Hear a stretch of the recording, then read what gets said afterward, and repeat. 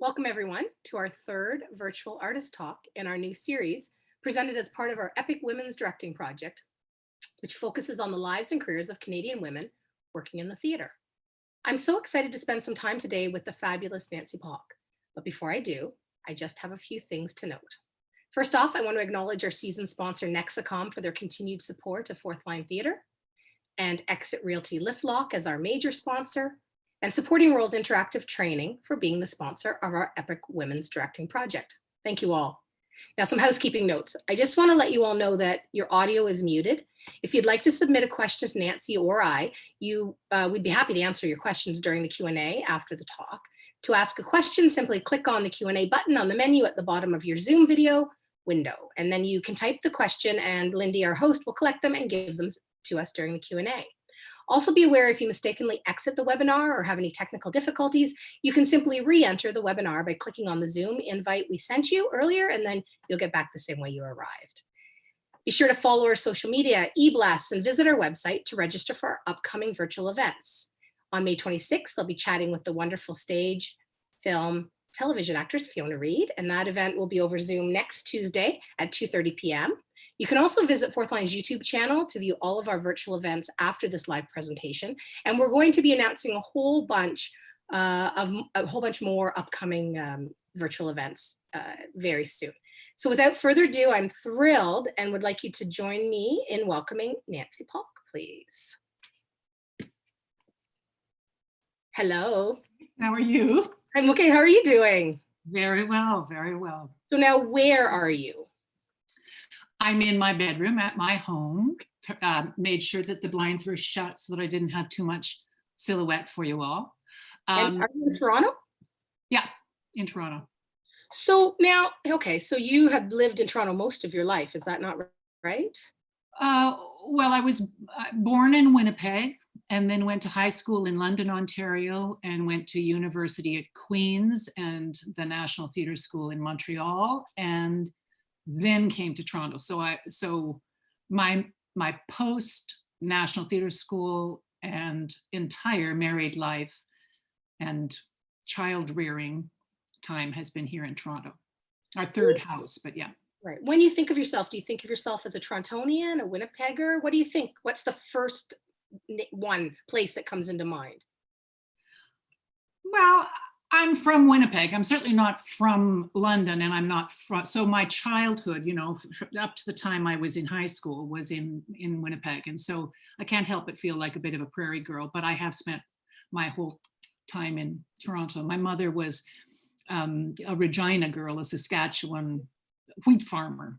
So, and they met in Winnipeg, my father and my mom, and their roots were really strongly in Winnipeg.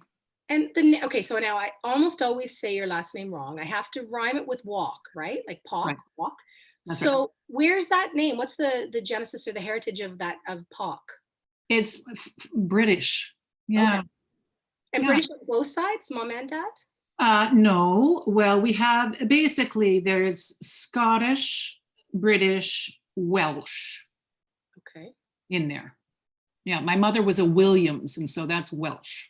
Okay, all right. And how long was the family, was it just your dad and your mom in Winnipeg, or how long was the family in Winnipeg on your dad's side? Well, and I wish my sister were here because she's very good at all these things. John Palk, I'm going to say 1800s, John Palk and Annabella McLean. She was to have been a teacher of, as they described it, she was going to go down to the freed peoples. And then she ended up meeting John Palk, and then they moved to Winnipeg in the 1800s. So, and there's a Palk Road, an itty bitty little road, I will say, in Winnipeg. We forget the big roads. Pardon me? We never get the big roads. Yeah, just a little itty bitty road called Palk Road, named after my, I'm going to say, oh, my family will be so angry with me. I'm going to say it's after my grandfather. Okay. And it's not Winnipeg Electric. If anybody's mad at you, it's not her fault. I didn't warn her I was going to ask her these things. Right. So what did your mom and dad do for a living, Nancy, in Winnipeg? My father worked for the Great West Life Assurance, and that's their head office, and so he was in management of that. And then he moved to Northern Life in London, which was part of London Life. And so he was in insurance. And then when they were in, I'm going to say their late 50s, they bought a bookstore in Brantford. And although I never lived in Brantford with them, I did work the odd, student month around Christmas and sometimes in the summertime at the bookstore. So they were always big readers. My father was on the board at the Manitoba Theatre Centre when I was growing up. John Hirsch ran it, and that's when all the Stratford company would come from Stratford to Winnipeg to sort of have a whole year's work. So we saw, I was very young, but I was seeing wonderful performances and was completely bedazzled by the theater. And they had these wonderful posters, and my bedroom was covered in these magnificent posters that will stay in my memory just as much as the actual theater. Yeah, that I saw. But I read that your dad was on the board at MTC. What I guess I'll call it MTC. Yeah. I always forget to add the Royal now. Yeah. But so was the family very involved in the theater, or were they more theater goers? Theater goers. Yeah, absolutely. Nobody was involved in the theater. Although I think if my mother had been in my generation, she probably would have become she did a lot of, amateur theatrics in university and in her college years. And she was just a very artistic person, so she really didn't ever express herself that way. But I imagine that she probably would have had an artistic career if it were in that generation to do so. Right. Yeah. Do you have a memory of a first play that struck you as a kid? Because I have that from the amateur theatrics in Peterborough with the Peterborough Theatre Guild. I have really vivid memories of some of those shows. Do you have that? The one that I want to say is bizarre, but it's Galileo. And my parents took me to Galileo when I was probably 8 or 10. And I just thought it was magnificent. I began to go to what was called the Manitoba Theatre School when I was in grade 5. And they had a wonderful program there. And I, of course, played all the male parts because I was the tallest. They were like who else was in it? Was Tom McCamus. Really? Tom McCamus and I were both, yeah, he's from Winnipeg too. And then we both moved to London, and I went to high school with him too. Yeah. So anyway, he was like one of about 2 guys, and then there were how many girls? Let's say 18 girls. And so I, of course, was bearding up and washing getting the blue, because it was always blue makeup that you put on to make it look like you had a heavy beard. I was the sailors and all the men for the play called Grinling, Gibbons and the Plague. Ooh, now there's very telling. I know. We were doing a play about the plague. Like Bring out your dead. Nancy, stop. I know. But the Black Plague, like about the Black. Yeah. So this is grade 5. So first I wanted to ask, in the school pictures, you were tall always. Were you that girl in the back row in the middle? Always. Oh, well, I never got to be in the middle. I was the cheerleader, don't you know, in high school. And Alicia Jeffries, who also comes from London, Ontario, we were the 2 tall big mouths at the ends of the cheerleading team of a whole flock of young, beautiful, short girls. And then we were the 2 loudmouths. And yeah. Oh, wow. Jeffries, who's now a casting agent. A big agent. Yeah. Big agent. So grade 5, you're doing the Manitoba Theatre School. Was it ever in doubt you were gonna follow this path of theater, film, and television? Well, my very best friend's sister, who's now an author, Margaret Sweatman, her younger sister was Liz Sweatman, and we all started to go to the theater school just in case, I think it was instead of taking piano lessons, we could do this, and you got to go via bus to downtown Winnipeg, and you had a sort of sense of independence. I was always into it. I do remember the big story, which was they threw out a whole bunch of poems and little pieces of writing, and we were supposed to choose a poem. So I was looking at all the poems, and my friend Liz chose that wonderful, the king asked the queen, and the queen asked the dairymaid, I would like some royal butter for the royal slice of bread, the king asked the dairymaid. The dairymaid said, certainly, Anyway, that was lots of fun. And I just chose this amazing poem that went, all the world's a stage, and all the men and women merely players. And I just thought that was the coolest poem I'd ever read. I, of course, had no idea that it was Shakespeare. And yeah, so it really fed me in many, many ways. And then we moved to London, and my heart was broken because I could no longer go to the Manitoba Theatre School. So I auditioned for the Theatre London, which was at that time an amateur theatre. And they were doing The Prime of Miss Jean Brodie. And to this day, it's because I was too tall. I couldn't be a little girl student at a little girl's school. So I didn't get the part. Anyway. That's so interesting. So, because I know now, so is it just you and your sister Barb, or is there some? Well, my brother Laurie, Lawrence, who lives in Brantford still, ran the bookstore with my parents for a long time, and then he had an accident with a brain injury, and so he's really been on an income from then. Yeah. So Barb, she went into business. I mean, more like what your dad did. So when you announced to the family, like, did you go to Queen's for theater to start with, or what's the trajectory there? Like, so I guess my first question is, did you announce to the family, this is what I'm going to do? No. Barb had gone to Queen's, and I had thought for a while that I might go to Western, and then it just fell into the fact that Barb went to Queen's, and so I'd visited her a couple of times at Queen's, and so it just fell into the fact that I went to Queen's. I was taking a general BA with English, tried economics, which was like not successful for me. It was greatly successful for Barb, but not for me.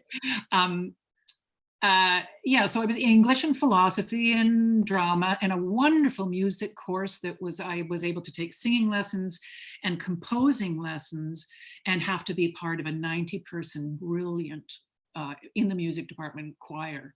So I was getting, and I was always in a play. That was what was wonderful about Queen's, was that they didn't offer a BFA. They just offered a BA.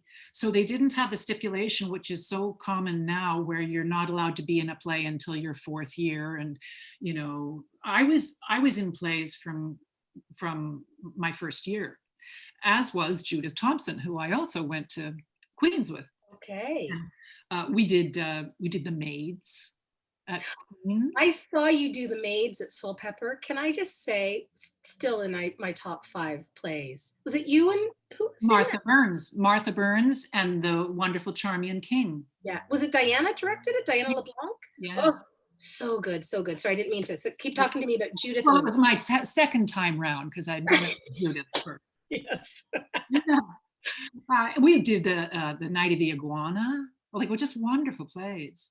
So I got a really good feel for the theater at that time. And I think somewhere in the middle of university, I realized that was what I was going to do. And so that was when both Judith and we didn't, in fact, complete an honors degree. We got a general BA, which I don't even know if they offer that anymore. It's a 3-year BA instead of a 4-year BA. And auditioned for the National Theatre School and got into the same class. So you've been friends with Judith now for a long time. Longer than my husband, and that's a long time. What was was it like? What was it like auditioning for NTS back then?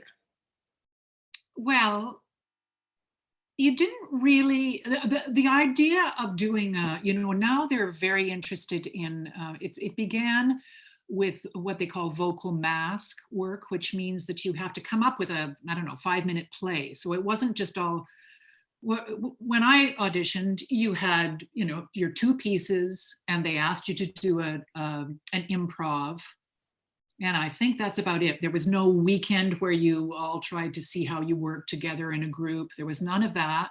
It was just you auditioned on your 15 minutes and you got in or you didn't. It's much more it's much more thorough now, and really incorporating the idea of you can't just expect your work to come from a theater company offering you a job, because that's not the way it works anymore. So many young actors now that are streaming out of both the universities, the BFAs, and the colleges that have theater professional training, large classes. You've got to be able to be a writer and to be able to figure out how to self-produce. And we didn't have to do any of that, which sort of, I think it's greatly beneficial for them. On the other hand, I think it must be kind of hard to make it these days, Well, and it must be, right? I mean, there's a lot of people coming out. I remember I was working at Canadian Stage and Joe was doing habeas corpus there. Yeah. And I remember him saying, whether I was sitting in an interview or I just overheard him, he said he felt that if he was trying to get into it then, now that's probably, I don't know, 2004, that he didn't think he'd be very successful. There's just so many. Now that's probably not true because he's Joe Ziegler and he's fabulous. But do you feel that any time, like you go, oh my gosh, I was lucky when I got in, like I wouldn't want to be trying it now? Or Absolutely. And, let's assume that some people find champions or find mentors who will kind of introduce them into some opportunities. We were both very, very lucky that, even to go to the National Theatre School at that time was something special. I think it is still something special, but there's certainly no guarantee. But we had wonderful teachers and people who came in, who were in the business that you then worked with on a play. And so then the next time they are doing a play, they remember you from the National Theatre School. And it's happened in my teaching at the National Theatre School, or even at Humber, or George Brown, Soulpepper. You really do have to have champions, and I hope that as many people can find those champions and they have to be in the business, because it's one thing to just have a professor. It might not be the next stepping stone to a career. Yeah. And so it was at NTS, and it was at a 3-year program then? Yes. So it was at NTS that you met Joe, and he's an American, is that right? He's an American. He's from Minnesota. He was engaged when I met him. Did you, was it love at first sight? It was for me. He claims it wasn't. Well, he claims it was for him too, but I don't think so, because he was still engaged until, I'm going to say, April of first year. Okay, so almost the full first year. Yeah. Yeah. And what was it like? I guess I'd ask him too if I was talking to him, because you guys have spent your careers, a large part of your careers, working together as well as being life partners. What is it about him that is so magnetic for you, and I guess maybe for audiences too, if that's fair to ask? Well, there's many different, obviously there's many different things. It's a wonderful sense of humor and a really good work ethic. I'm talking about him as an actor. Yeah. He's crazy about Shakespeare. We used to read Shakespeare together at nighttime, going to bed. That was how we sort of courting. It sounds weird, but it was really great. No. And what I find so, what else it was? He has more a more spiritual side to him that although I wouldn't necessarily say I have, I kind of really found it attractive that he had, he was a Catholic, and then when I met him, he was almost evangelical. And so, but that, you know, he went through much growth, and there was some complication as to how we were going to be able to, because he took me to a church in Montreal that made me feel very uncomfortable. Mhm. And he had a confidence that he was able to say, it's not complicated.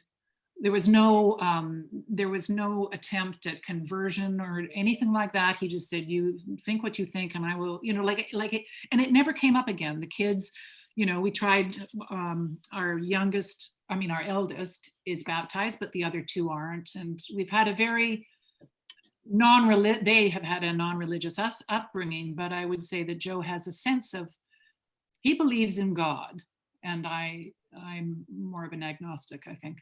Right. Yeah. And when you guys are rehearsing together, and I'll ask you more about this later, but when you're in rehearsal all day, 6 days a week, 7 hours of that day, do you come home and talk about it all the time as well? Yeah. We do.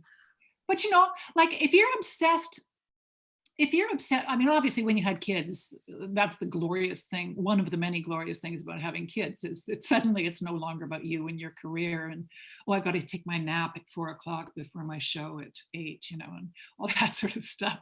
That when you go away, you know, because every once in a while you have to go out of town to do a gig, and suddenly you get to be by yourself, and it all becomes, oh, I remember this aspect of theater where it was just my whole day revolved around the performance at night. And good luck when you've got kids. You know, they don't care about, you know, how hard you have to work. But anyway, with Joe and I, because we had grown up together and obsessed with the same thing together and admired our work and had been taught and influenced by the same people, and particularly early on, a lot of people cast us in plays together because you get a certain chemistry between people who know each other that well. I mean, that's what companies. Well, I was going to say, it's what rep companies do. Yeah, right? exactly. Yeah. That's what you want, is just people who are comfortable, so that there's a whole lot of those initial nerves and stuff just aren't there when you've got a relationship. And a shorthand, right? A shorthand between you. Yeah. And that shorthand was like, we went to school together and we had the same mentors. So it really was pretty intense. And it sounds like it's sort of a you know, down one line and one path that seems pretty narrow. And I guess maybe it is, but it's been pretty good. It's been a pretty good marriage, and we've lasted. Have you ever taken a break from working together, or you've always just enjoyed it so much you wouldn't think about not working together? Or was there a moment there was a whole period of time, for instance, when we first started off, we had Tim, and at that time we were going to New York. We'd done a couple shows in New York, and then we went to Edmonton to be with Robin Phillips at the Citadel Theatre.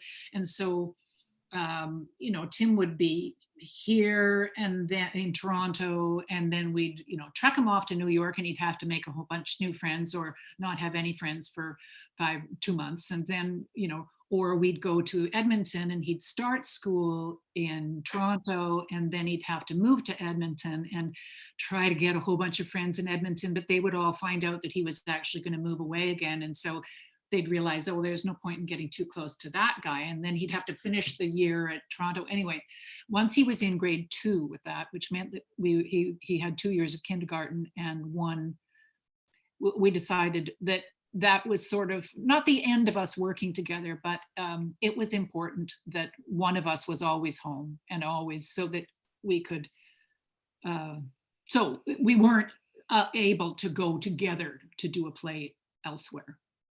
But And until Soulpepper, correct me if I'm wrong, was it that nomadic lifestyle is required, the sort of the gypsy, pack your bag, live out of a suitcase, go wherever the play is? definitely. And, it was a glorious time. I don't even think that that exists as much anymore because there are so many theater communities in smaller cities, like we just came back from working at the Belfry in Victoria. Now, the Belfry doesn't have a big theatrical community in Victoria, so they have to get people from Vancouver or anywhere, really, anywhere. So they do tend to bring people in from Toronto or from Edmonton or Vancouver because they have to host them anyway. But in Vancouver, the Vancouver theatrical community would not necessarily be comfortable with a whole lot of Torontonians breezing in and taking all the work. Yeah. Or taking all the And best. you're right, like Calgary, Edmonton, Vancouver, Winnipeg. Yeah. Maybe Winnipeg is still bring trucks more in of all of those, but they have vibrant communities, right? Yeah, they do. They Yeah, do. that's interesting. When you guys were finishing at NTS, was it a given you were going to come to Toronto together? Like, where does that decision making happen to make Toronto your base? It was the obvious place because at that time there were there still are, there were so many wonderful what they called alternative theaters. At that time, sort of Factory or Toronto Arts Productions or Passe Muraille or even Tarragon was considered an alternative theater. Wow. Yeah, yeah. So there was, and NDWT I started working for, with Keith Turnbull and the gang, and I know that happens now, but it's just that much more difficult. We were at that time, the government subsidies were much kinder, and so one could make a living working as a Toronto actor. But what that would mean is you might have a couple shows in Toronto, and then you'd have to go to MTC or to the Globe in Regina, and then you might get a little TV thing that would supplement that. So it was a catch as catch can kind of existence. And what did it happen right away that you got a job? Like, what was your first job? Your first acting job out of school? It's a little bit of a story, but when I thought I was going to go to the University of Western into first year, I became involved in a semi-professional theater company out of the Talbot Summer Theater, it was called. And so I started to make a little bit of money, and I worked with a man called Blaine Parker on The Winter's Tale. And we did The Winter's Tale, and he wrote the music to it. It was quite fun. Anyway, he and his partner worked every summer at Muskoka Summer Theater. He had been at Stratford, and Blaine, I don't know if you know Blaine, but Blaine was the lead in Les Miserables for years in Toronto. And no, it's not Les Miserables. It's the Phantom of the Opera. Oh, okay. Right. Anyway, so I ended up starting off going for 3 summers to Muskoka Summer Theater in the musical company. And they had 2 theaters between Port Carling and Gravenhurst. And while the straight company was in Gravenhurst, we'd be in Port Carling, and then we'd switch. And it was, a whole summer's worth of work. And so I got my, so even while I was at theater school, I was working in the summers professionally. So I got my equity card, so that by the time I finished my last summer at Muskoka Summer Theater, I had been in quite a few musicals. And I'd studied music in high school, singing, and at university at Queen's in this wonderful program. And so they were doing, NDWT was doing a show called Orders from Bergdorf. And Orders from Bergdorf we didn't really have a script for, but it was this wonderful, it was a fashion musical that had been conceived and written by Kelly J, who was the lead singer of Crowbar, and his wife, Carrie. And Carrie had been a feathered hat maker, and she, in fact, took her hats to Bergdorf Goodman's in New York. And so she had this kind of story that she wanted to tell about what going into the fashion industry was in New York with these amazing hats. So she had created all these amazing hats. And they were doing a musical about fashion, and they needed a model. And I'm like, shall I kind of lie and say I'm under 6 feet? But basically I'm 6 feet. I did an audition yesterday and lied and said I'm 5'11". But let it be said, I'm 6 feet. Yeah. Anyway, so I thought, well, if I'm not the person that they need to play a model who can sing, and like it was as far as so I did my audition, and I didn't hear back from them after a couple of days. And so I just phoned them and said, I'm just wondering when you're planning on making your decision about that. And well, I'll let you know. A couple days later, well, God, why haven't they called me yet? And I just kept phoning them. And of course, never would I do that now. Never would I have done that even 2 years after that. But at the time, it just seemed like the only thing to do. Yeah. So I ended up, obviously, I irritated them enough that they gave me the part. That's a good story. The pizza delivery girl who becomes a high fashion model. Like it was, I had to, that was the part of the story. So the feathered hat maker, Carrie, I had to stand there in a bra and panties while she glued feathers to the bra and panties because I had to do an exotic dance. I forget exactly why. And it was at the Bathurst Street Theater while there were, that was a pretty rough area, and people were I had to remind them, can we put up a black garbage bag so that there aren't people on the other side of that window looking at me changing the quick changes. It was, yeah. Wow. So that was your first gig. And it was a wild show with really, really great music.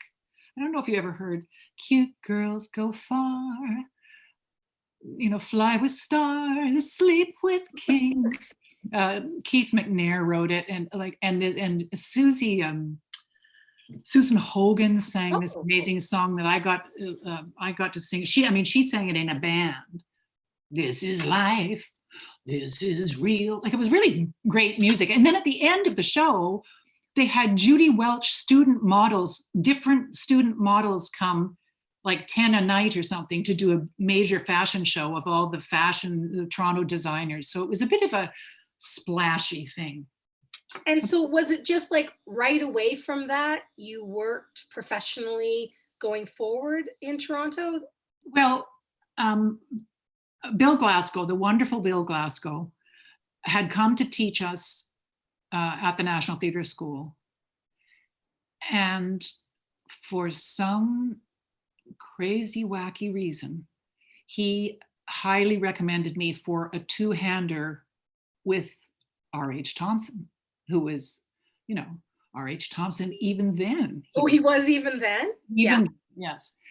And I worked like a demon on that audition. I think about it now and I go, anyway. So I had not only this orders from Bergdorf, that was right in the fall after I had worked at Muskoka Summer Theatre, but then in the new year, I was doing this two-hander with, and frankly, probably shouldn't have got the part, simply because, people, young actors should have a bit of time before they're thrust into a major part like that. And I think I was slightly overwhelmed, and I came at it with every part of I had a friend once, the wonderful Michael Mawson, who became, he ran the Birmingham Theatre Academy at Stratford Conservatory for a few years. And anyway, he said, it's this play, because it was The Woods by David Mamet, male, female, on a porch, and, sort of a mildly messed up relationship. And it's very female and very male. And somehow or other, I came at it like it was just too, it was more like Martha and George. And George, yeah. Whereas I could have found a little bit more of the feminine side to it. But anyway, that's looking back. And so was it at Tarragon? Wait, is that? Yeah, it was at Tarragon. That was because of Bill that I got that part. Not that he directed it. Cecil O'Neill had directed it, but yeah. And so you have a long association with Tarragon prior to Very. Soulpepper, and a long association with RH, right? Yes, yeah. Yeah, he taught us at the National Theatre School. Oh, really? Okay. He came in and worked on the Henry Six's parts 1, 2, and 3, and he acted and coached for a few weeks, and that was wonderful. And then we've always returned to coming back as often as we can. We've enjoyed working together a lot. Yeah. Are you friends, you and Robert? Well, yes, we're not. We're not socially friends much. Right. But very close colleagues. Yeah. Right. Yeah. I wondered how. I'm going to read off in a minute. I was looking at your resume, the roles that you've had, the principal roles, and probably the best plays of the English canon in your career. Like, it's extraordinary, right up to most recently in the Children, and then Violet, Watson, and August Osage. But I'm curious about how you approach a script and a role. Can you talk about it? Is it alchemy, or is there a real scientific precision to how you develop a character? Can you talk about that at all? Well, it on one hand is very practical. In that I keep reading the play and words come up that I don't understand, or sections come up that I don't understand. And in some, obviously, if it's a Shakespeare, you can look and look and look and go down a whole research into one given line. And the great sort of empowerment of that is to think, well, if all these great minds, all these academics and great editors have had tricky time understanding this, and this one said this about what it means, and that one said that about it means, then you realize, oh, well, I'm just like they are. In other words, this is a tough section, and if it's so tough that the audience isn't going to understand it, then I always say, let's cut it. Right.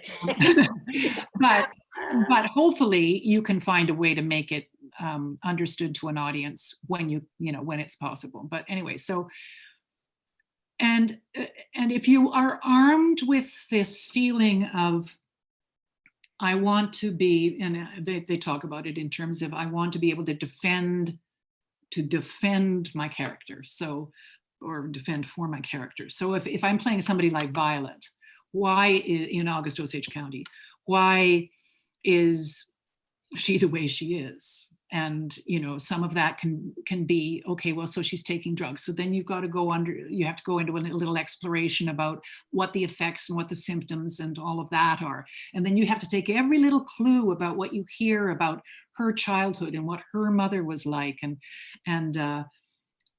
what her husband was like. You only have one scene at the beginning with her husband, and then you never see him again in the play. So you have to create a whole backstory. And sometimes what's interesting about that is I might decide one thing, and you can disagree with me, as they did when we were rehearsing, that you can sometimes disagree on what it doesn't do me any good to approach a character that I'm awful and I'm selfish and I would always do the worst thing for my children, and you know what I mean? That she's to blame for it all. Like that, I can't play a part that's not, so I don't care whether you think that. You can think that, as long as you get what you want from me as the director, you get from me what you want, then it shouldn't really matter what my backstory is if it happens to be different than you. So sometimes one can argue, I mean, I guess that's what rehearsal is. But what's wonderful about those kind of arguments also is that they then empower you to defend even more for your character. And do the arguments ever change your opinion on how you're approaching the character? Do you ever go, oh, okay, I hear that.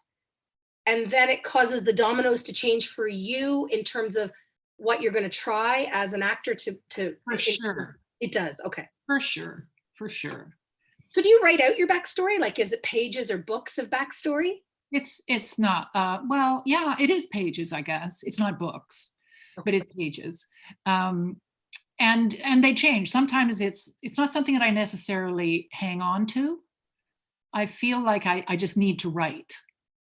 And so I write, and then the next pass through, I write again. And then the next pass through, I write again. I had a wonderful, I was doing Molly Sweeney at Canadian Stage, and I was talking to Robin Phillips, who was such a huge mentor in our life. And, he was saying, well, why don't you just go through this time around, go through it and imagine it as an orchestral piece, and where you need the flutes, and where you want the violins to come in, and where you want a full orchestra, and then see if that sort of structure helps you come up with some things. And it was, of course, that's not how. That's me.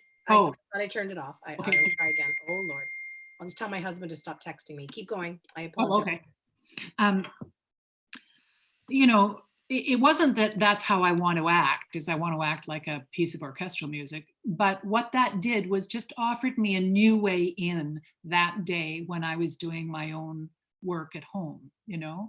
It's not that I'm going to walk in and suddenly start to sing it, Yeah. But so you have to, I sort of forget where we were, but I have. Just talking about how you approach a script, and you're talking about Robin and reimagining it if someone causes you to change it. Like, as a director, I'm not particularly interested in your backstory. Yeah. I'm only interested in what the actors are showing me on stage together. Yeah. And I can respond to that and ask questions. And I just want actors to keep showing me more and more and more. Yeah, yeah. It's always wonderful to find. I love reading some history. I mean, if you're doing something in the middle of the, World War II, then you should be reading something about what's going on in World War II in whichever country you're in. But also I love reading novels, or that, historical novels, or things that can get my juices going. When we were, for instance, doing August Osage County, it was a book called Hillbilly Elegy was in the zeitgeist, and also the book by Westover, what was her first name, called Educated. Yeah. Yeah. And both of those books were so amazing to feed. Just to feed. I know Robin said one wonderful thing about, the difference between film acting and stage acting. And he said, and he was talking about directing, and he said, well, when you have to be on a street corner in a film and it's pouring with rain, then you're on the street corner that you're supposed to be there, and the rain is coming down and you feel it on your face, and then you don't really, in a way, have to act. But when you're on the stage, the director has to feed the actor. The director should be like the rain. The director should be feeding your imagination as to what are you looking at, what's out there in the audience other than a bunch of scary people. It's a field, and it's a field of daffodils, and you've run from, where have you run from? Well, it's completely off stage and the audience doesn't see it, but you've run from your bedroom and you need to get out of the castle, and you go running toward, so he you know, it's a feeding of the actor's imagination.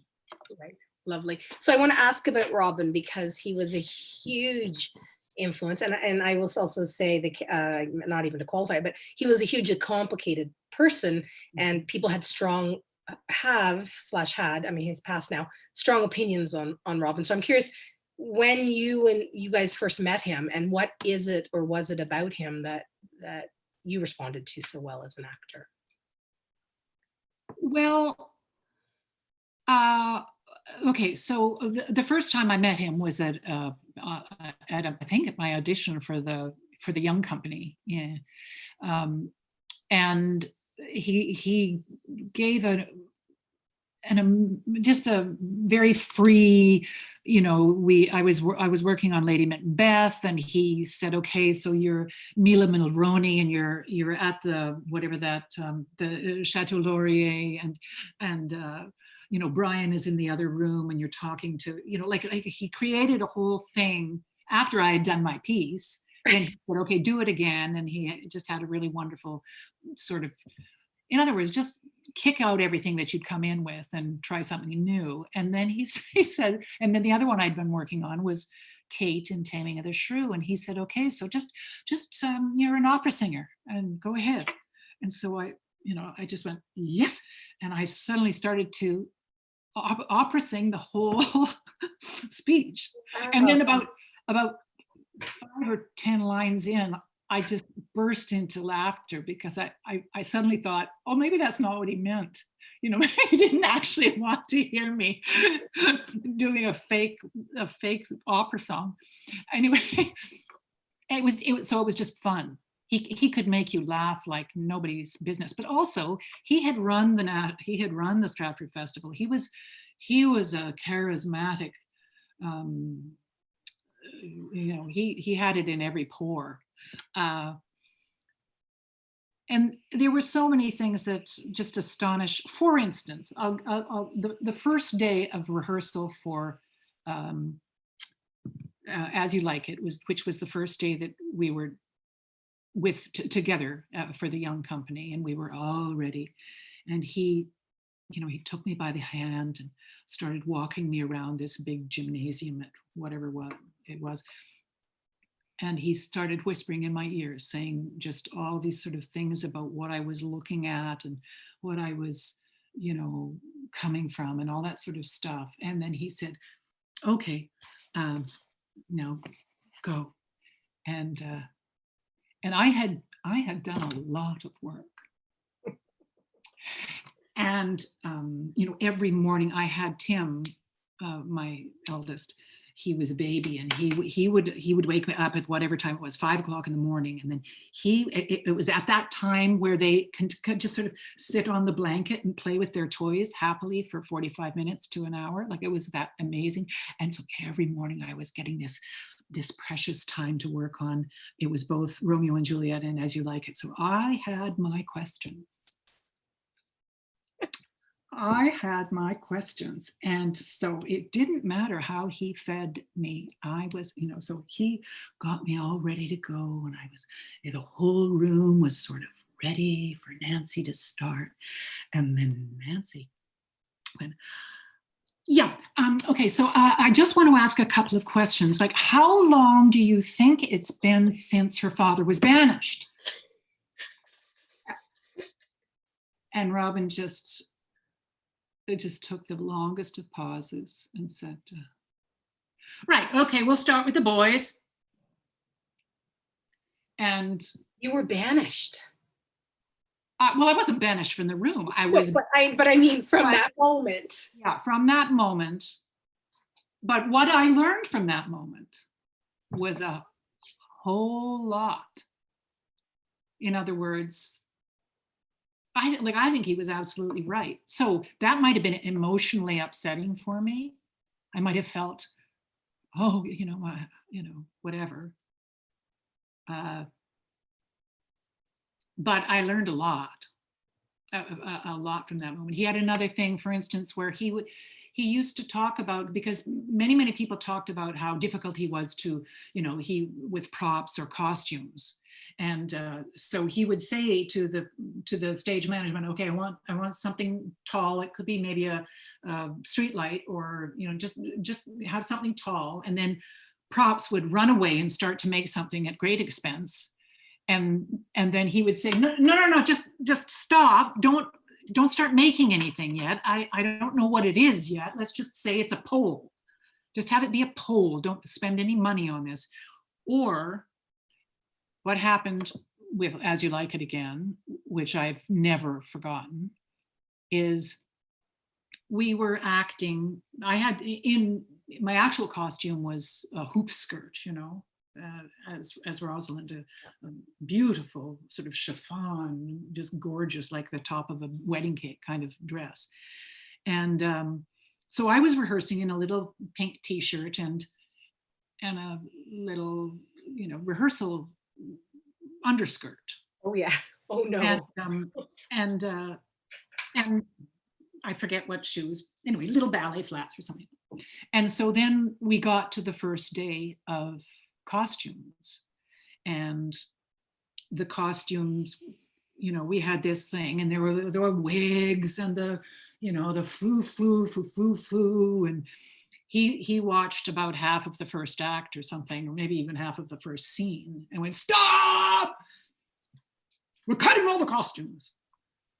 And I, burst into tears and said, "Oh, you've got to understand. I'll get better. It's just something that I have to get better at. It's just, this is the first day," and whatever it was, weep.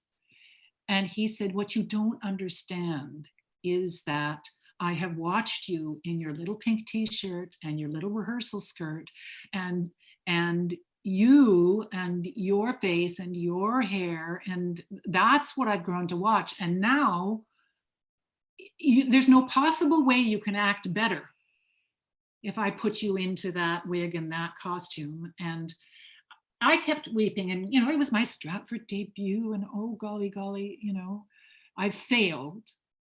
Right. And so he changed his mind a couple of days later, and we went back to it. But for a couple of days, we went back to the rehearsal. And to this day, I wish we'd had the balls to actually perform it in our little pink t-shirt and our little, because you find the right thing that you feel right as a character. I know that I had been working with a hat that was, I could scrunch up and I'd put it on my head and I'd throw it up in the air and toss it away and all that sort of stuff. And then the real hat came, and the real hat was stiff as a board. And so I was doing sort of the same. I wasn't scrunching it up, but I was trying to do the same stuff with it because I'd rehearsed it that way. And then the milliner, who fortunately I don't remember her name, I couldn't find it. Nancy can't find her hat for the second act. Stop. Robin comes backstage. What's going on? I can't find my hat. And then it turned out that the milliner had sort of walked up to me and said, you can't have this hat if that's the way you're going to treat it. And Robin fired her. Oy. Oh yeah. God. So you see what I mean? It's an awful, yeah. Anyway, he was a very complicated man, but boy, did I learn things from him. Yeah, and he obviously loved you, and he loved Joe, and you had amazing experiences in New York and all over. I mean, he was so loyal to you. And it's so interesting because, we have such a short period of time to rehearse shows in Canada. And so all of those decisions, set and costumes, they'll have to be made before you even try to become the Rosalind you're going to be, right? So in a way, I think, oh my God, all the money on all this, on all the the costumes and the wigs and stuff. But on the other side, I'm like, yeah, if we had a bit more breathing room, that those things, we had 5 weeks and then those things came in week 6, and we could say, in fact, this is what the show looks like, and those things can respond. But because they have to be on the same trajectory as the rehearsal, it's complicated. Yeah. Well, and for most of, when I think of the shows that I've seen at Fourth Line, you can kind of rehearse in what you're gonna kind of end up in. And Yeah.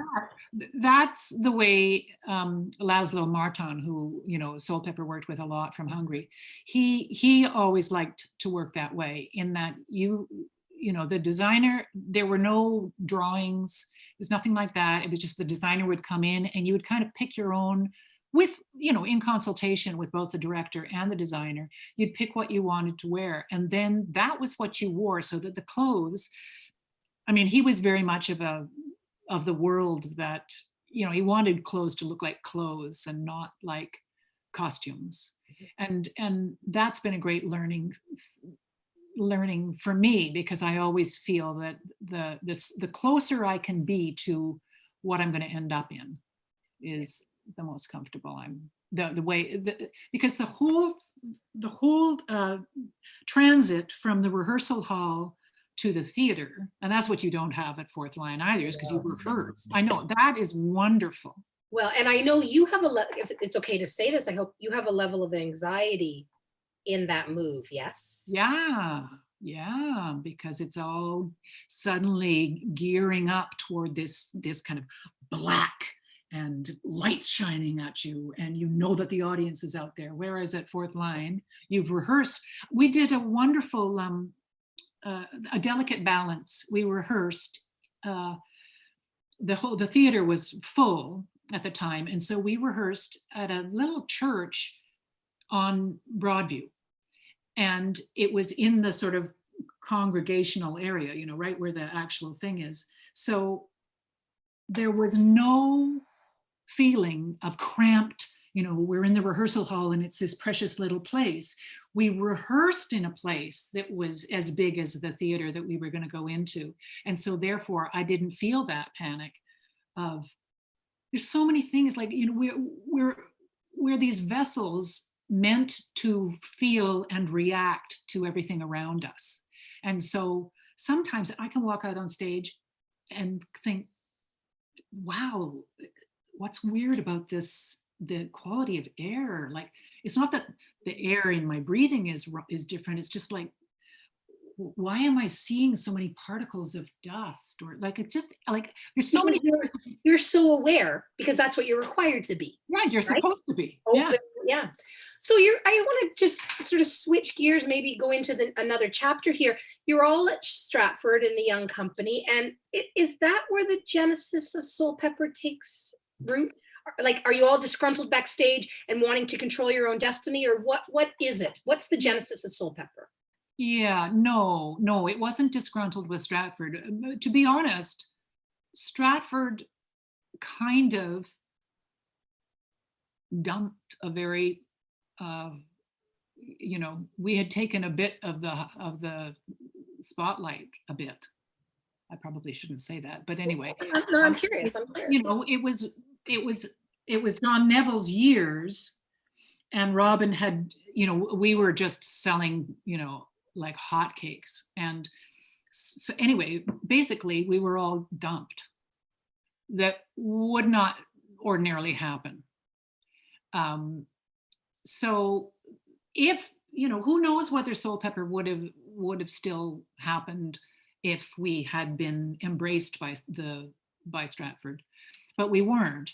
And Albert and Susan, who were together at the time, and Joe and myself, and there were so many of us in that company that we were colleagues and friends.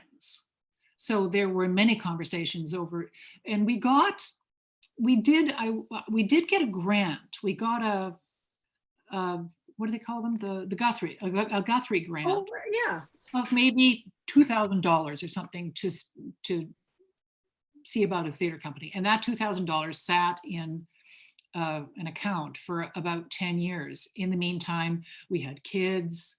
Joe and Albert worked together in TV. They both had TV series for about 5 years.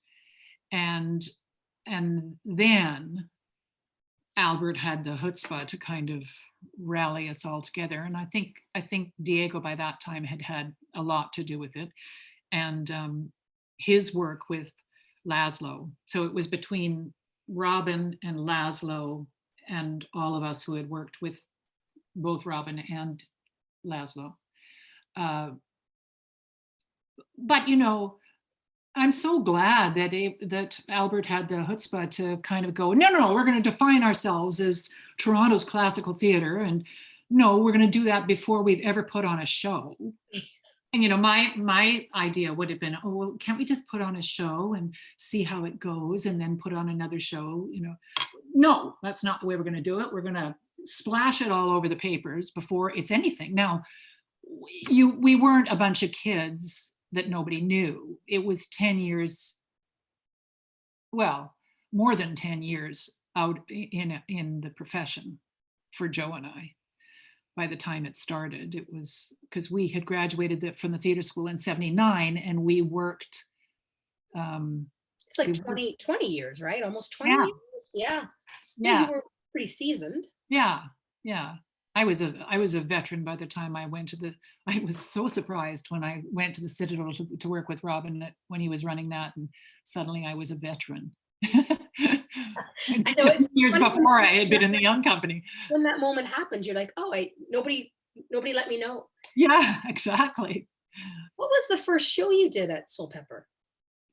We did two wonderful pieces. One of them, which was the sort of shocker, was by Schiller. The Ron's? Oh no! Sorry, I'm just so embarrassed that I'm going to forget the name of this. This is my 64-year-old brain. Anyway, and the Misanthrope by Molière. Yes. It was by Schiller, and I'm going to look it up. Don Carlos. And Don Carlos is like, if you imagine Hamlet times 2, it's just a beast and a half of a play. And so we were dramaturging it, really, and we were so into trying to make it special, and as was Robin. I think it was very important to Robin that he was chosen to do the first 2 plays of Soulpepper's first season, and he took it on in his passionate way. And it ended up being a huge success.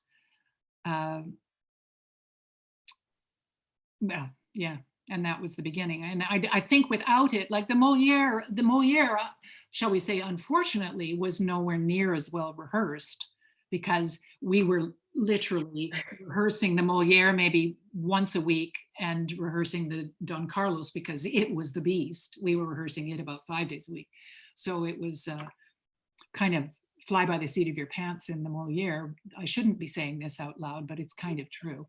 The Don Carlos was very well rehearsed. And I mean, I know there was a weird thing, and we don't have to talk about, there was an R&J and not a Midsummer Night's, but once it didn't happen, there was some controversy. But generally, the trajectory was just explosive for Soulpepper. Yes. Does it feel like that when you look back on it as being inside of it? I mean, from the outside, it looks explosive, like just straight. Yes, it was. And Albert has such a relationship with those who are able to donate. Yeah. And he was capable of exciting them to make them feel a real part of the fundraising and the relationship between the artist and the donor. And at that time it felt, although that's just me being naive, it felt like we were doing something that nobody else was doing. And you, who worked at Canadian Stage, could just say, no, that's definitely not true, Nancy. Well, as me working at Canadian Stage at the time, it was true, because Canadian Stage was so big when I started in 2001, and you guys were on the 3rd floor. You'd been deigned to give little offices by the big successful company, and then very quickly in my 6-7 years there, eclipsed Canadian Stage. And nothing about Canadian Stage, it's just there was an appetite for what Soulpepper was offering. And I think some of the best shows I have seen in that time in Toronto. I mean, I think the end game, the end game that I saw with Diego, and I think Joe, was Joe in the Yeah, garbage yeah. can? He was in the second one. They did it twice. Peter Donat played it in the first time, and then Joe played it in the second time. Okay, so I didn't see Joe do it, but I saw Peter Donat and Diego, and Yeah. I thought it was perfect. I literally have a memory of that end game because the clock was in real time. And I sat on the edge of my seat in Premier Dance. I was in the front row. I bought a ticket and come to Toronto. I was still living in Peterborough. And I almost had my fists in my mouth. Mm. And then your maids at Du Maurier, and I think Bill Webster, and was he in The Lesson? Was it him? That was Tony Nardi in The Lesson. Okay, The Lesson. Bill was in Nathan the Wise. Yes. Nathan the Wise. And then the Vanya, and it was just show upon show. But Yeah. what's interesting to me is, like, you have certainly a national and somewhat in the US career, but I'm just looking, I've written down here the characters that you have played. Amanda in Glass Menagerie, and Martha in Who's Afraid of Virginia Woolf, and Linda Lohman in Death of a Salesman, and then the characters you played in Angels, and Agnes in Delicate Balance, and The Winter's Tale, and Platonov, Laron, Present Laughter, your work in Spoon River, Mary in Long Day's Journey into Night. I thought you were spectacular in Ghosts. It's one of my very favorite things ever. Mrs. Gibbs, Sister Aloysius in Doubt. Obviously, we talked about August Osage. Mrs. Peachum in Three Penny Opera, being in Lear, playing Lady M, Lady Bracknell, Gertrude, Phaedra the Maids. Like, what a fucking career you have had. Yeah, one has to remind oneself, thank you for reading that off, because one forgets.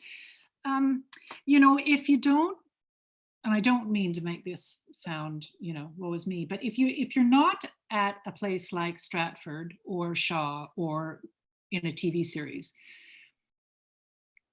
you're kind of making, you feel a bit like a mouse on a wheel without piecing it together. Yeah, piecing it together, and never feeling like you got really well paid. Well, you chose mostly the theater. So mostly you're not going to be well paid. That's right.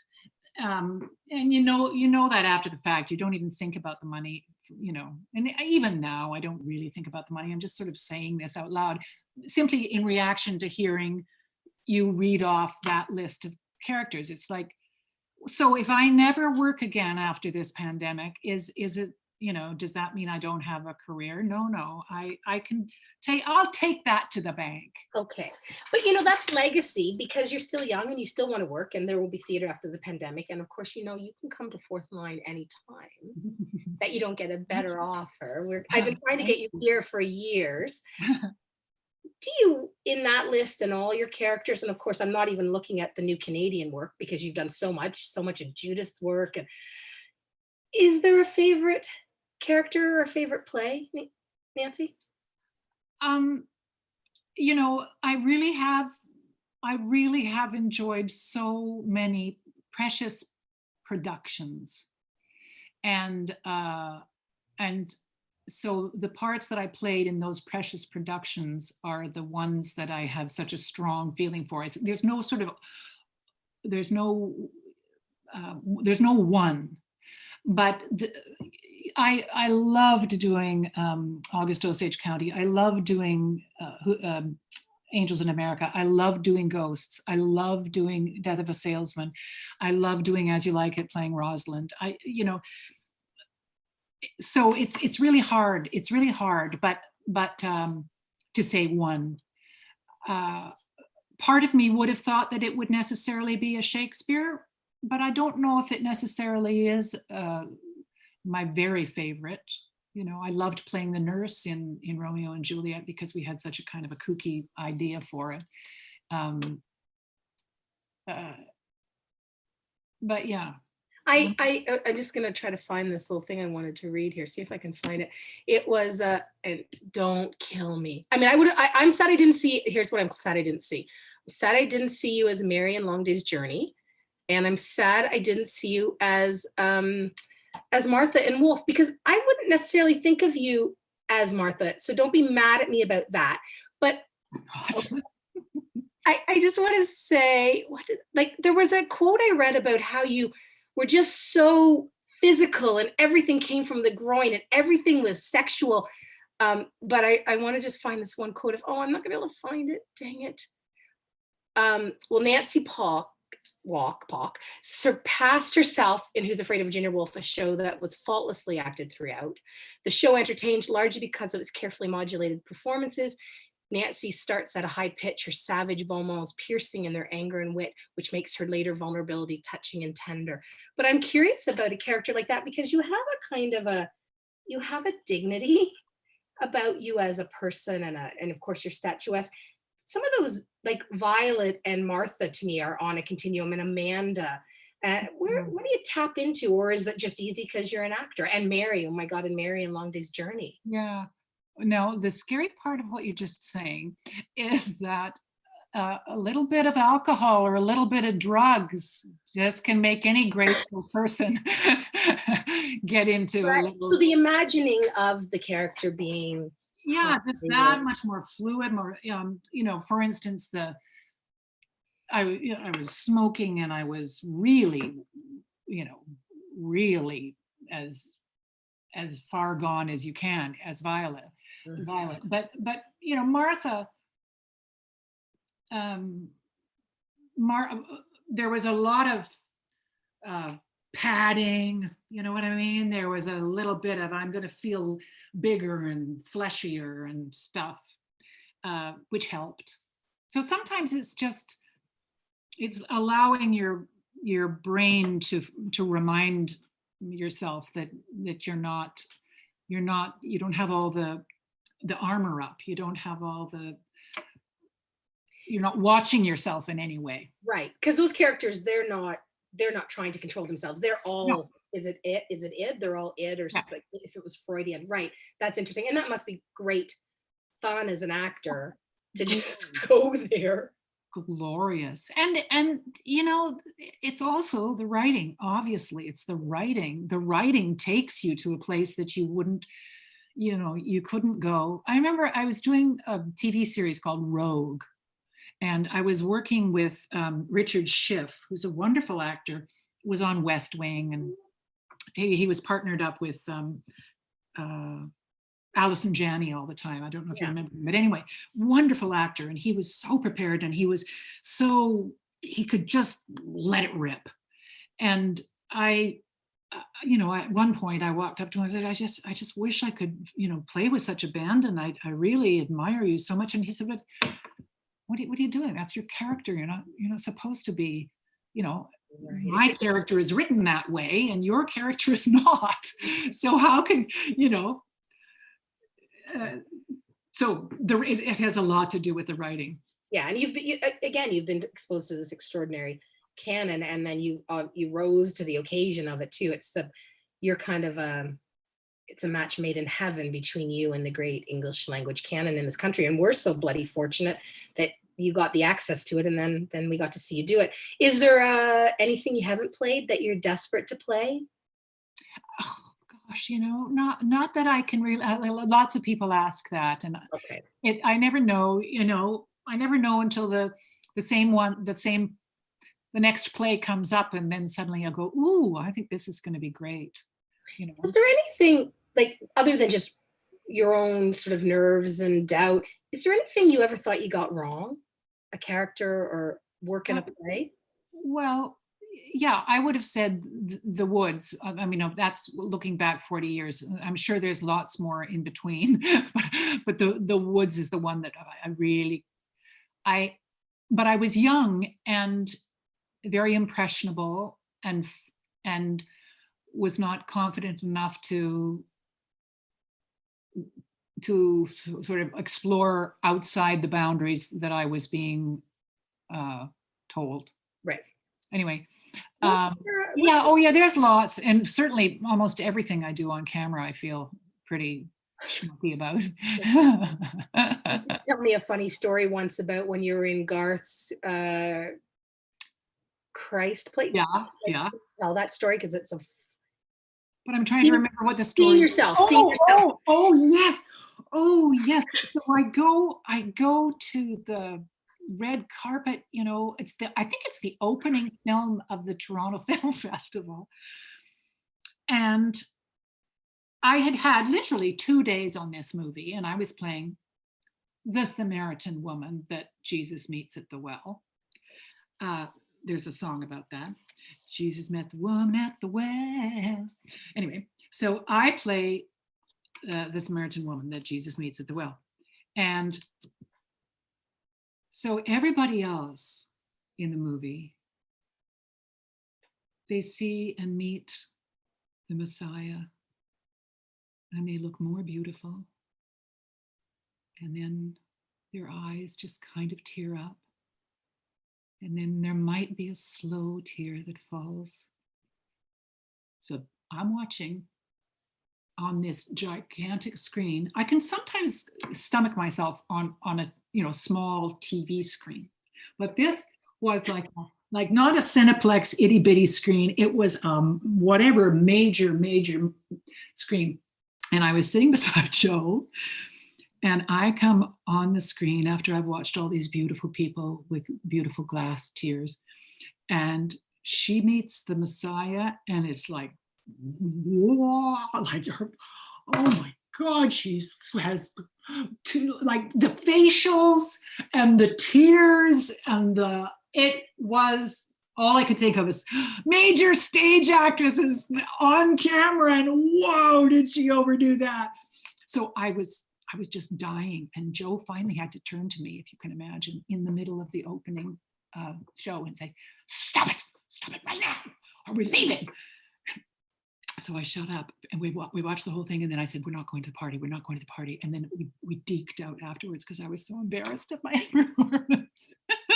So I know, who knows where the reality is? Like, because your perception might not be real at all, right? Exactly. For sure. And that's what's so difficult about watching yourself on cameras, because you just don't have any. That's why I like the stage, because I don't know what the offering is. So you can tell me what the offering is. Well, exactly. This is what I'm hating about Zoom. I probably have not looked at myself this much. I know. In my entire life, as the last 2 months on Zoom, you can't get away from your face. I'm always like, oh Lord, okay. Like, I'm not used to it. It's very odd. You look great, and I like your haircut. Thank you. Well, I did it myself. Was there a moment when, again, I'm going to switch gears, where you're like, I want to direct, I have something more to tell or do here? Yeah. And I would say that some of it came out of teaching, because I found I was teaching at the National Theatre School, doing a fair bit of Shakespeare, in fact, and it was always in the first year, and it was very exploratory. And so, if you're playing one character in that scene, then if you've got 5 girls, everybody gets to play Juliet, and everybody gets to play Romeo, and so it's a mishmash. But I would do the whole play, and I absolutely loved the raw. I would do it in the round usually, and it was kind of messy and naturalistic, not too proper, if you know what I mean. And so I really enjoyed that, and I, to this day, love the sense of the rehearsal room performances, kind of where the advance to the theater is not as jarring. Partly because I feel like I'm more in my element directing the acting than I do making decisions about where I think the lights should go, or you know what I mean, or I don't have the answers, and I haven't directed enough to really be able to have a relationship with one person who knows what I'm thinking. That's what many directors have told me. You've got to just find the person that you trust, because I don't know anything about lighting, or I don't know anything about set or costume. Yeah.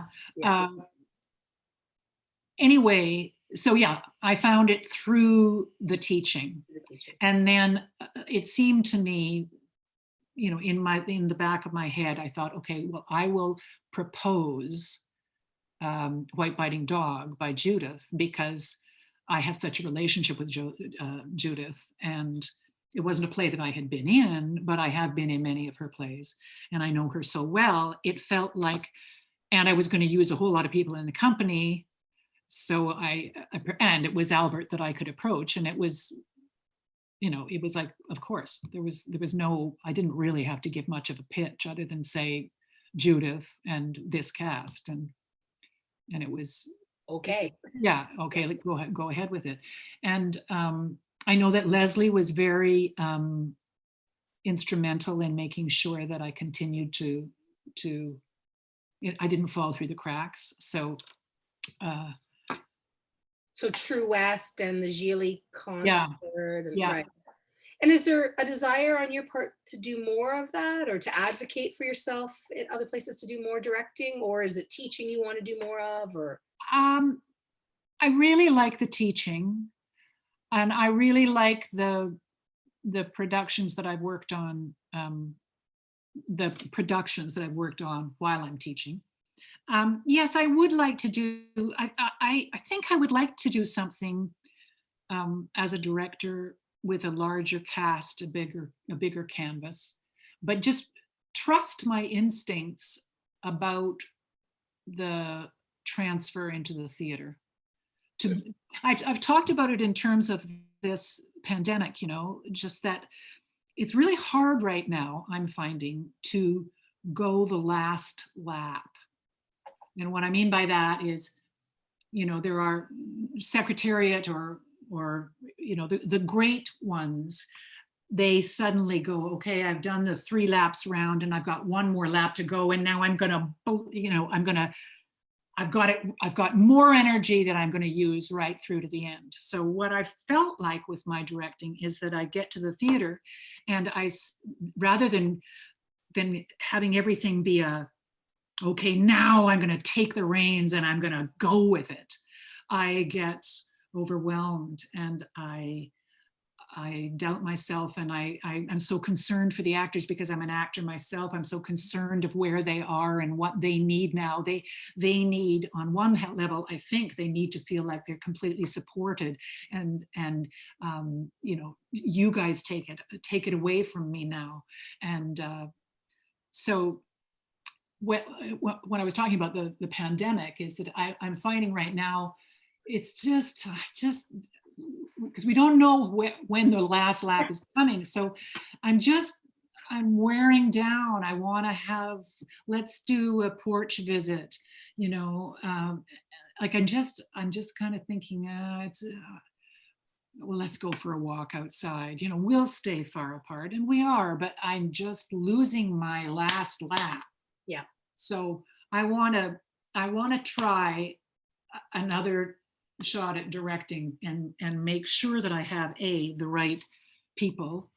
I don't mean the cast, I mean the right people to work with as far as that entrance into the theater, so that I can trust that that it heightens this amazing work that's been happening in the rehearsal hall.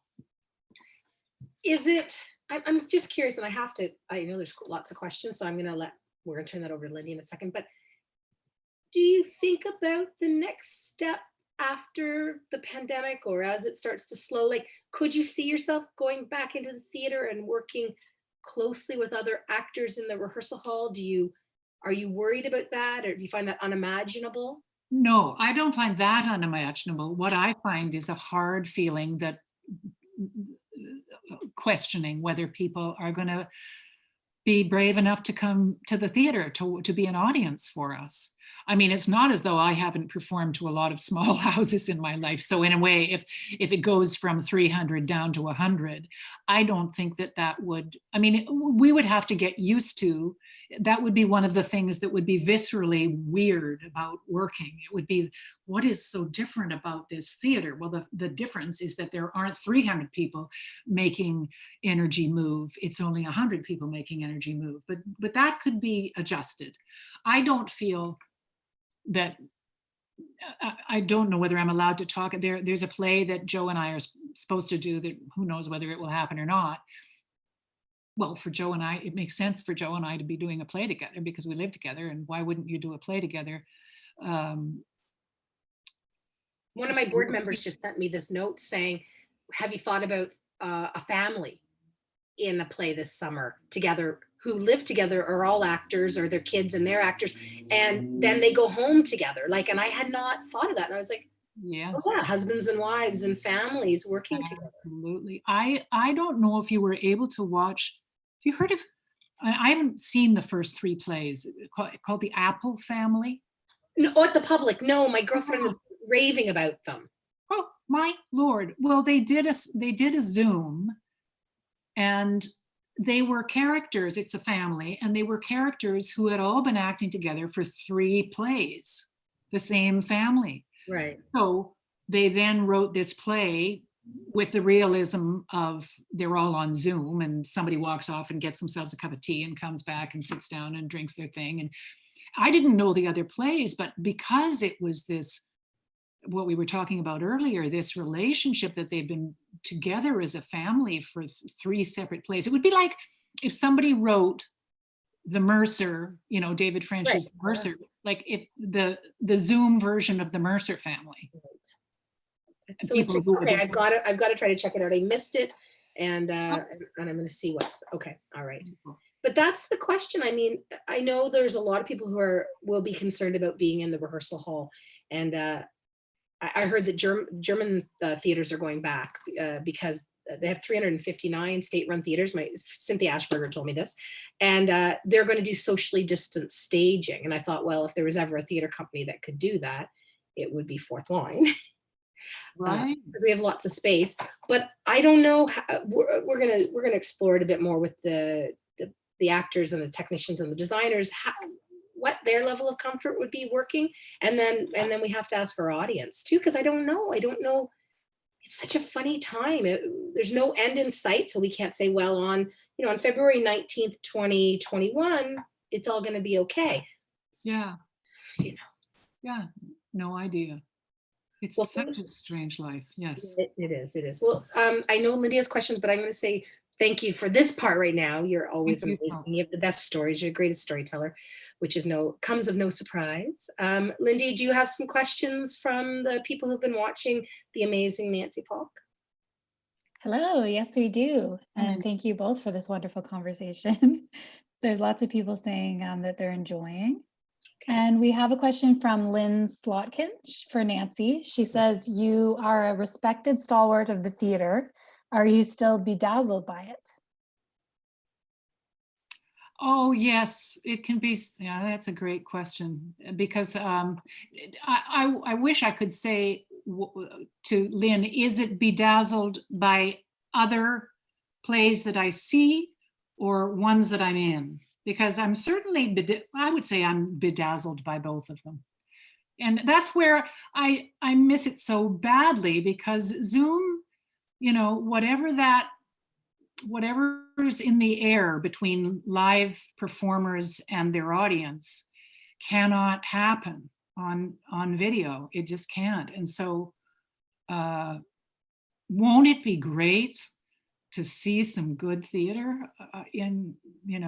whenever it happens? I'm desperate. I said to someone recently, I'm not afraid of it. I mean, I have a healthy concern for it, and I'm wearing masks, but I'm desperate. I would go to the back space, the extra space at Tarragon with a mask on and basically a full house, and I'd watch theater. I am desperate. The last thing I saw before the pandemic was Caroline or Change. And I guess if there was a play to see, to not see theater for months and months after that, it was so spectacular. It still sits with me. But I sure hope I get to see some again soon. Yeah, I was talking to Jackie Maxwell the other day, and she said that she'd been having a conversation with Molly Smith, who runs the Arena in Washington, and they were talking about, what do we need to see? Like, aren't people just going to be wanting to watch just sheer entertainment and stuff? And I think actually, I want those big honking plays that move me. I want to see plays that are challenging with big casts and you know what I mean? Like, because I think what you're talking about for me is I want to sit with a group of people and have that catharsis. yeah. We need catharsis. So And yeah, we don't need to just be entertained. We don't need to just that. No, give me Wolf or Death of a Salesman or, anything that you've been in, give me. That's great. Thanks, Lynn. Do you have other ones, Lindy? We do, yes. So from Heather, she asks, Nancy, how do you measure the level of passion or intensity for a role? Do you decide, or does the director make that decision? I think it's a marriage. Oh, it's so funny because you sort of have to, and this is desiring, because I fail all the time. Obviously, we all do, but I think sometimes one's intellect can make you think you need to work harder than you actually have to work. And that's when Kim said, do you feel that you failed anywhere? That would be, where I question my Phaedra. Did I push too much so that it just came across as, a rant? So I think you should not, this is note to self, I should not make decisions beforehand about where to be most passionate, but I should really try to discover it through the process, and then play it. There's so many different challenges, but to try to play it freely, spontaneously every night. And so if one night it's completely different than the next, that's good. I can find myself pushing, and I think most actors do. I think most actors can work too hard. And it's just insecurity and stuff, and I'm talking of myself, I'm not putting it on anybody else. I think it's just insecurity and thinking, got to get on with it, and I've got to, I've carved this out, and it's got to be this way every night. Or even, unless a director can go, yeah, why don't you try something else? Why don't you try this? Because I've sometimes it can happen when you don't have a strong enough director to be brave enough to say, Laszlo used to say, I don't believe you. Can you do it better? Then the second somebody says, I don't believe you, then you're humbled, let me tell you, and you try not to push, but the person has to say it. Okay, I have another question here for you, Nancy. You talked about emerging artists needing to have a champion. Throughout your career, who were your champions? Oh, I have a lot. Gosh. So I'm trying to think where it began, but there was a wonderful teacher named David Barnett, who is the father of Tom Barnett, who's a young actor right now, recent graduate of the National Theatre School. And he taught at the Manitoba Theatre School, and he, I would have said, started me off. And then a wonderful teacher of theatre arts at high school in London, whose name was Art Fiddler, who went on to having a whole children's theatre production, like teaching kids in London. He was a wonderful champion. At university, a wonderful prof named Gary Wagner, who had been a Trappist monk, who was very, kind of 70s, and wonderful. And then I had so many at the National Theatre School, Douglas Rain, who was running at the time, and Louis Spritzer and his partner, Anne-Marie Peters, who were the voice and movement coach there. And then obviously Bill Glasgow to give me a part like in the woods and a home at the Tarragon when I was very young. Also Keith Turnbull at NDWT. I feel like I've just, I would say Robin was my most influential mentor, because I admired him so much as an artist himself. I was forever, if Robin were in the audience, there was always that, if Robin is the audience, then I've got to try harder to be true, Yeah. Lovely. Thank you. We have just a comment here from Beverly. She says, thank you, Nancy and Kim. Interesting, informative discussion. Are there other ones, Lindy? We just have one more. On the subject of all of the characters you have played, Nancy, what was the most challenging role you have taken on and why? Well, it's funny because the ones that might not appear, like the ones that I might have enjoyed the most, might not, on the way I look at it, be the ones that are the most challenging, because in a way they were just fun, and so they fed me and I fed it and it fed me. When I was talking about Phaedra, I think about Phaedra and I think about the woods, and I think that they were so challenging, and I